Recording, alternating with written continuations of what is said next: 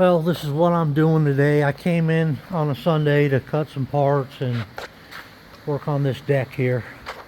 Okay, this is what I do when I repair these decks. You can see that it's split here, it's wore through here, it's wore through over there. This deck was actually smashed up in the front from hitting things.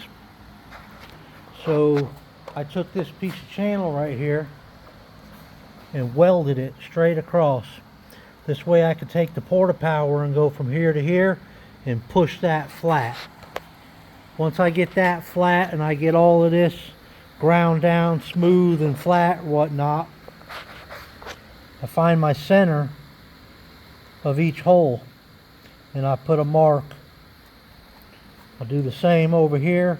You can see how it's a little bit thicker here, but I'll find my centers and then I'll draw a line all the way across. And you know it's straight or not if you can measure from here up, and it'd be the same number. Same with this, and you get your center. Believe it or not, these decks are off center. So from this line to the outside is 11. From this side to this end is 10 3/4. The deck is 61.5, I think. But most people think that that's the center. It's not. It's offset. And you have to know that if you're cutting these out. You know, I get all my measurements. I'll write them down. You know, here my overall deck size is, it's a 61-inch deck. It measures 61 3/4 by 29. The height, you know, from center to center, they're usually the same, and then you get your height from the bottom up, and then you have a little notch here. This is usually the radius of the blade from the outside. These are the baffles, as well as this. I get all my distances. I'll measure everything, and then what I'll do is I'll enter this information in CAD. I'll come in here and I'll draw it out in CAD. See here, this is Fusion. Let's see if I can back it up and show you my measurements. Top. We'll go to edit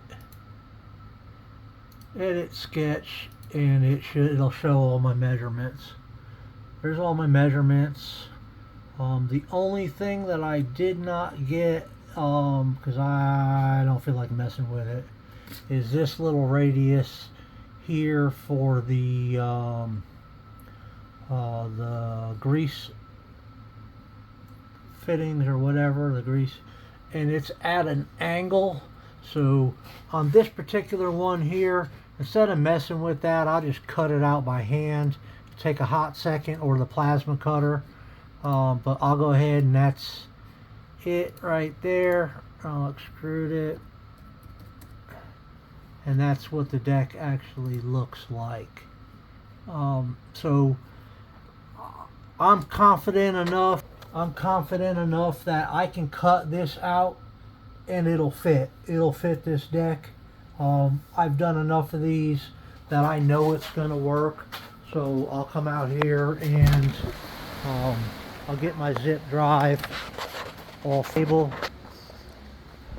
Again, I like to use my zip drive to transfer files. I can take my zip drive, go ahead and load it. I have a 3D printer, so I can clip this to my torch, and this marker goes in here. It's spring loaded, and I can set my torch. It doesn't matter that there's an offset, so you know this goes over your torch like this. It doesn't matter that the pen is offset over here, because what I'll do is I'll just zero that, and as long as the marker draws it, I have cardboard up top here, I can actually draw it out, and then cut it out and make sure it fits before I put it in there. But being that this is a mower deck, being that I've been doing this for a very long time, I've been doing this for over 25 years, I know my measurements are right. Even if it's off a little bit, the outside edge gets welded, and then these are baffles. So if you're off a little bit, it doesn't matter, it's a deck. The bolts hold the center down of the metal. These bolts for the pulleys, they hold the center of the deck down, and then it gets welded all the way around, or stitch welded. These, I mean, it gets stitch welded because there's baffles here, so it doesn't get wore. It will get wore here, but this whole deck is being skinned with a new piece, and pretty much you have a new deck. Been doing this for many years, and they keep coming back. That's a whole lot cheaper than buying a new deck.